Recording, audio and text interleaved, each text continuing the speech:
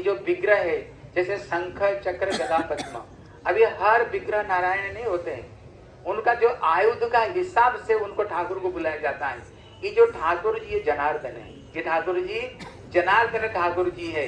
इसलिए गुरुदेव कहते थे ये जो स्थान ये पैठा, आप लोगों ने ब्रज मन में पैठा गए होंगे, जब कृष्णा बासंती रास को रचाते रचाते जहाँ पर कृष्णा ब्रज गोपियों को छकाने के लिए जहाँ पर कृष्ण अंतर ध्यान होते हैं, और अंतर ध्यान होने पर वहां पर सब ब्रज गोपियां ढूंढ रहे हैं श्याम सुंदर कहाँ, श्याम सुंदर कहाँ।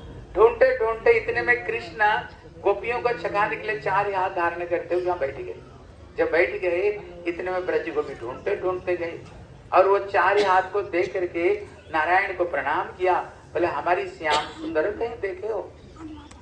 लेकिन वो तो स्वयं श्याम सुंदर कुछ बोले ही नहीं, लेकिन उनको पार होकर के चले गए। जब चले गए इतने में पीछे पीछे राधा रानी आ रही थी। जब राधा रानी आई, राधा रानी की प्रेम की महत्व देखो, राधा रानी की क्या प्रेम की महत्व है, जिसको श्री प्रबोधानंद सरस्वती कहते हैं, बंसी करान निपतित स्खलितम शिखंड भ्रष्ट सपीत वसनम ब्रजराज सुनो। राधा रानी की शरीर का केवल गंध, इसलिए उनको कहते हैं गंधोन्मादिता। राधा रानी के शरीर केवल खुशबू पाते ही श्याम सुंदर अपने आप को रोक नहीं सके। नहीं रोक पाए तो क्या होगा, उनका जो 2 हाथ अपने आप अंदर में प्रवेश कर गया। इसलिए वो स्थान को क्या कहते हैं, पैठा, जहाँ पर 2 हाथ इनकी प्रवेश कर गया। इसलिए गुरुदेव एक अच्छी बात कहते थे, बोले जब श्री माँ लक्ष्मी जब उन्होंने कृष्ण का माधुर्य को उन्होंने श्रवण किया, श्रवण करते हुए लक्ष्मी ने क्या किया, बोले विहाय कामान सुचिर धृत व्रता, उन्होंने वैकुंठ लोक को छोड़ करके कहाँ पर, बोले बेलवन में अभी भी आ करके लक्ष्मी हाथ जोड़ करके तपस्या कर रहे हैं। बोले क्यों, बोले कृष्ण को पाने के लिए, रास में प्रवेश करने के लिए।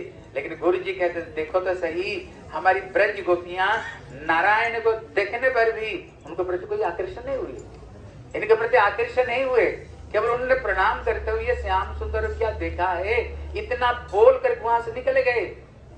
कारण क्या, जो कृष्ण है ये पूर्ण ब्रह्म है, और गोपियों का जो प्रेम है ना, समर्था प्रेम है। हाँ, कहते ये एक साधारण प्रेम, सामंजस्य, गोपियों का प्रेम समर्था प्रेम है। इसलिए कृष्ण को प्रति आकृष्ट होने का बाद फिर और किसको प्रति ये आकृष्ट कभी नहीं होते हैं। इसलिए ये कहते ये जो ठाकुर है ऊपर से देखने के लिए तो ये चतुर्भुज है, लेकिन ये चतुर्भुज नहीं, ये कौन है, ये स्थान बैठा है। इसलिए श्री चैतन्य महाप्रभु जब यहाँ आते थे उनको चतुर्भुज रूप में दर्शन नहीं, इनको दर्शन करते थे किस रूप में, पर बैठा में। जैसे कृष्ण राधा रानी की शरीर का अंग की सुगंध से जैसे प्रवेश कर गया, उनको बैठा रूप में दर्शन करते थे, कृष्ण रूप में। इसलिए श्री चैतन्य महाप्रभु उनको दर्शन करते हुए वो सारे लीला की इनके हृदय में उद्दीपना होता था। इसलिए श्री चैतन्य महाप्रभु यहाँ आकर के 15 दिन तक चैतन्य महाप्रभु रुकते थे। कहते ये विग्रह में एक विशेष वस्तु है। बोले क्या विशेष वस्तु है, आप लोगों ने देखा है ठाकुर जी को? कौन कौन ठाकुर जी को देखे हो? अरे हाथ उठा, कोई देखे नहीं ठाकुर जी को अंदर में? आप देखना इनकी 3 जगह पर फोबला पड़ा हुआ। देखो एक समय किसी भक्त ने इनको खीर भोग लगाया, एकदम गर्म गर्म खीर भोग लगाया। जब भोग लगाया इतने में ठाकुर जी हाथ मारे, हाथ मारते तथा गर्म खीर लगते ही ठाकुर जी का हाथ में फोबला पड़ गया। फिर जब गर्म खीर को खाए इतने में यहाँ पर गिरा खीर, यहाँ पर भी फोबला पड़ गया। फिर वो खीर गिरा उनका छाती के ऊपर में, गर्म खीर था ना, छाती के ऊपर गिरा तो आप देखोगे ठाकुर के शरीर में 3 फोबला पड़ा हुआ है, इसमें 3 फोबला पड़ा हुआ है। इसलिए ये विग्रह ये प्रेममय विग्रह है, ये प्रेममय विग्रह है ठाकुर जी की। और यहाँ पर और एक विशेष लीला हुई है। यहाँ पर ठाकुर जी को एक पुजारी पूजा करते थे, उनको किसी कारण से उनको बाहर जाने का पड़ा। जब बाहर जाने की पड़ा इतने में अपना पत्नी को बोल दिया ठाकुर जी को भोग लगा दीजिए। बोले ठीक है। पत्नी ने बनाया प्रसाद, प्रसाद बना करके अपना छोटा बच्चा तो बोले बेटा जा ठाकुर जी को भोग लगा करके आ जा। वो तो छोटा बच्चा कुछ जानता नहीं है, कुछ जानता नहीं। वो लेकर गया ठाकुर को सामने धर दिया, पीढ़ी पानी धर दिया। बोले ठाकुर जी आप भोजन करो, हैं आप भोजन करो। लेकिन बालक का जो मन बड़ा सरल था, बोले ठाकुर जी मेरे को तो कोई तंत्र मंत्र आता ही नहीं, मैंने याद ही नहीं किया, इसलिए आप कृपा करके इसको ग्रहण कर लो। उन्होंने दरवाजा को बंद करके बाहर निकल करके आ गया और बच्चों को साथ में खेल कूद कर रहा था। मैया ने बोले बेटा प्रसाद लाया कि नहीं? बोले कौन सा प्रसाद? बोले ठाकुर तो भोजन कर रहे हैं। बोले बेटा नियम है थोड़ी देरी बाद में जा करके फिर खाना का प्रसाद को ले आनी चाहिए। इतने में जो बच्चा गया दरवाजा खुला ना, प्लेट खाली पड़ा हुआ, प्लेट खाली पड़ा हुआ, कुछ है ही नहीं, क्योंकि उसका मन सरल था। वो जानता है ठाकुर जी भोजन करेंगे, ठाकुर जी भोजन करेंगे हैं, इसलिए कुछ है ही नहीं, खाली प्लेट लेकर के आया। माता जी ने कहा बेटा प्रसाद ना, बोले ठाकुर तो भोजन कर लिया। मैया ने सोचा बच्चा है, हो सकता है खुद खा लिया और कहता है ठाकुर जी खा लिए। जब दूसरे दिन भेजा, दूसरे दिन भी ऐसा हुआ, बोले बेटा प्रसाद का, बोले ठाकुर तो भोजन कर लिया। जब 2-4 दिन ऐसे गया, बोले ठाकुर जी भोजन कर लिया। इतने में जब उसकी पति आए, उन्होंने सारी बात सुनाई, ऐसे ऐसे बात है। इतने में उसको पति ने ये बात सही ना गलत है, तब उन्होंने ठाकुर को पीछे छुप करके बैठे, बोले देखता हूँ सही सचमुच से क्या ठाकुर खाते हैं। जब पीछे बैठ गए, बच्चा ने ठाकुर के सामने भोग लगाया और दरवाजा बंद करके आ गया और सचमुच से देखा ठाकुर जी चाय हाथों से पसार पसार करके प्रसाद को ग्रहण कर रहे हैं, भोजन कर रहे हैं ठाकुर जी।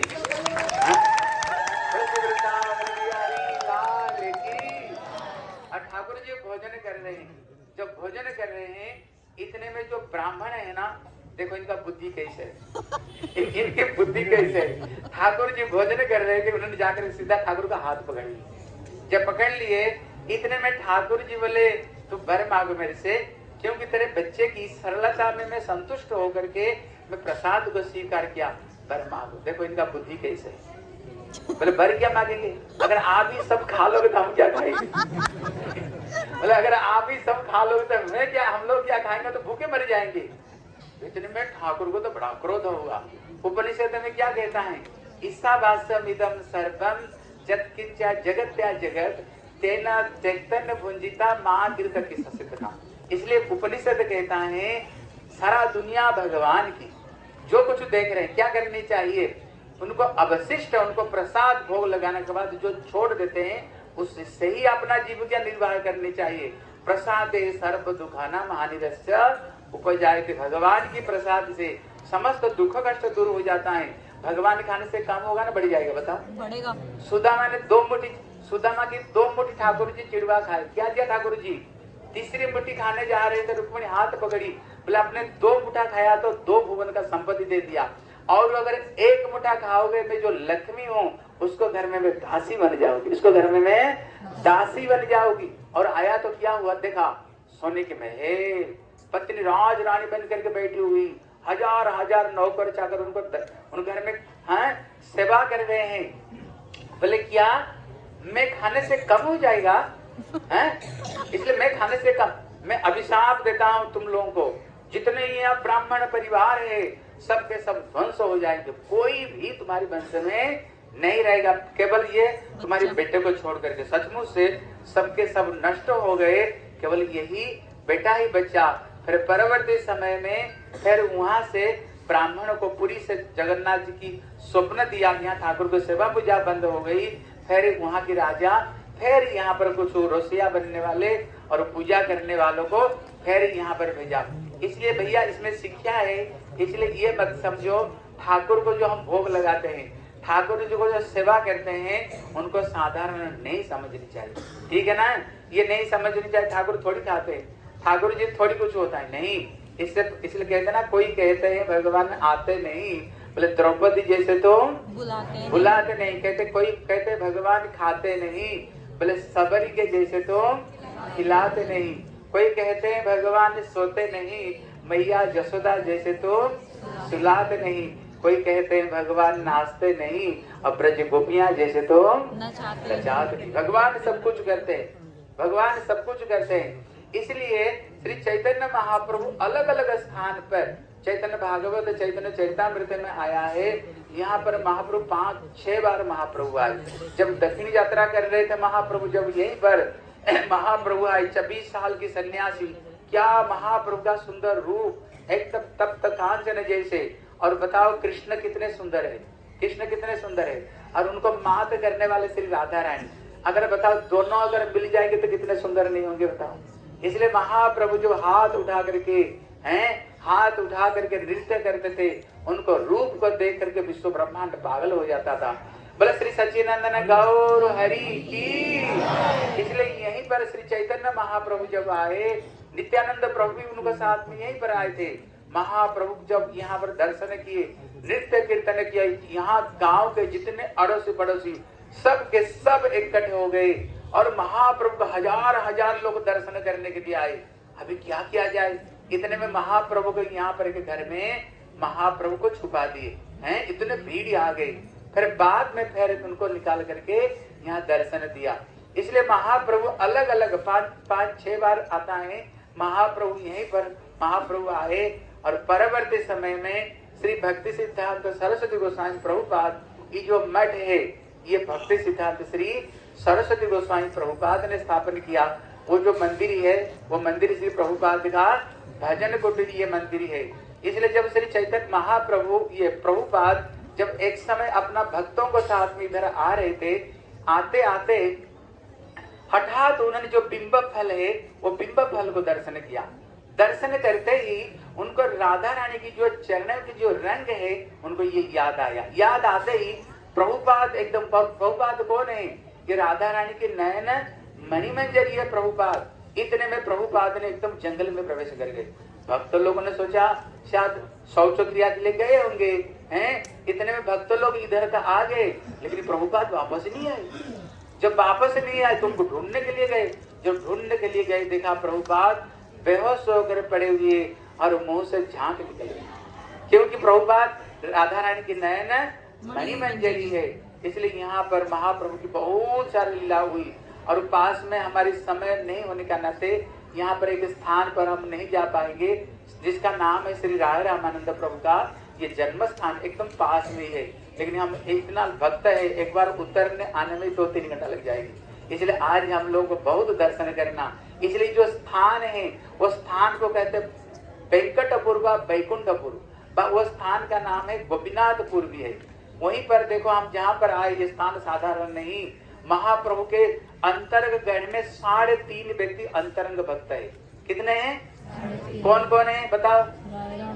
एक राय रामानंद, दूसरे से स्वरूप दामोदर, तीसरे सिक्की माइती और आधा श्री माधव। ये 3.5 जानते हो ये स्थान के कितने महत्व। जहाँ पर 2.5 महाप्रभु का में 2.5 भक्त यहीं पर जन्म हुए, इसी स्थान पर जन्म हुए। और यहीं पर ही कहते श्री भवानंद राय कौन है, कहते जो पांडु यहीं पर जन्म हुए और उनका जो 5 बेटे थे हैं, कौन 5 पांडव यहीं पर जन्म हुए। राय रामानंद पास में यहीं पर जन्म हुए हैं। इसलिए भैया ये जो स्थान में हम लोग आए हैं ये स्थान साधारण भूमि नहीं, ये अत्यंत अत्यंत महाप्रभु उनकी भक्त नित्यानंद प्रभु सब भक्तों का पदांकित स्थली है। और विशेष करके श्री भक्ति सिद्धांत सरस्वती गोस्वामी प्रभुपाद यहीं पर आकर के प्रभुपाद ने ये समस्त लीलाओं को स्मरण करते हुए यहीं पर भजन करते थे। और मेरा भी जन्म गांव को यहाँ पास में ही है। हमारी जो जन्म है यहाँ से ज्यादा दूर नहीं, यहाँ से पास में ही हमारी घर है। मैं जब छोटा बच्चा था इतना पता नहीं, यहाँ पर एक हरचंडी है, हम लोग को साथ में जाते थे। लेकिन कुछ लोग कहते थे भैया यहाँ पर राय रामानंद जो गवर्नर था इनका तलवार रखा हुआ और यहाँ पर ग्रंथ भी रखा हुआ है। मैं सुनता था, अरे बचपन में हमें क्या महाप्रभु कौन क्या होता हमको पता नहीं था। लेकिन जब फिर हम भक्ति जगत में फिर हम आए फिर पता चला भैया इतने दुर्लभ स्थान है। हमारी घर को पास में राय रामानंद जो विशाखा सखी का स्थान है, पंच पांडव का स्थान, यहाँ पर महाप्रभु यहाँ पर आए। भैया ये बात हमें पता ही नहीं चला। बाद में जब भक्तों का संग में आए फिर ये स्थान की महिमा मेरे को पता चला। इसलिए हम लोग बड़े सौभाग्यवान